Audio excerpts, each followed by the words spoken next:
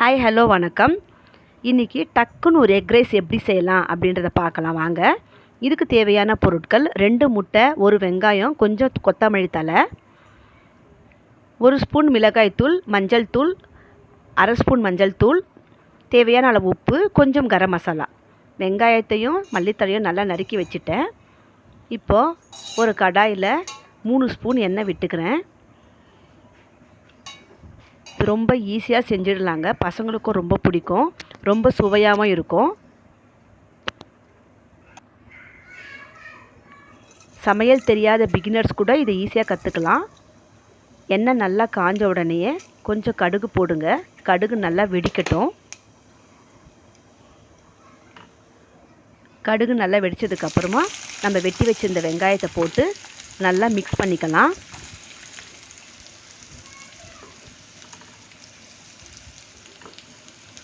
வெங்காயம் நல்லா பொன்னிறமாக ஆகட்டும்.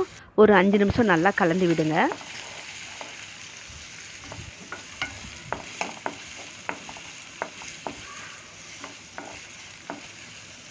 அவ்வளோதான், வெங்காயம் நல்லா வதங்கிடுச்சு. இப்போ இது கூடவே நம்ம எடுத்து வச்சுருக்கிற மிளகாய்த்தூள், மஞ்சள் தூள், உப்பு, அரை டீஸ்பூன் கரம் மசாலா இதெல்லாம் போட்டு மிக்ஸ் பண்ணிக்கலாம். ரொம்ப ஈஸியான முறையில் ரொம்ப ஈஸியாக செஞ்சிடலாங்க. மசாலா எல்லாத்தையும் போட்டு மிக்ஸ் பண்ணியாச்சு.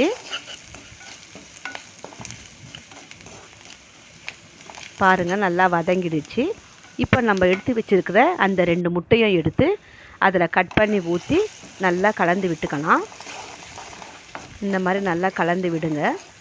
ஒரு 5 நிமிஷத்துலேயே முட்டை நல்லா வெந்து இந்த மாதிரி பொடி பொடியாக வர ஆரம்பிச்சிடும். முட்டை நல்லா வெந்ததுக்கப்புறம் கொஞ்சோண்டு மல்லித்தழை அதில் போட்டு மிக்ஸ் பண்ணிட்டிங்கன்னா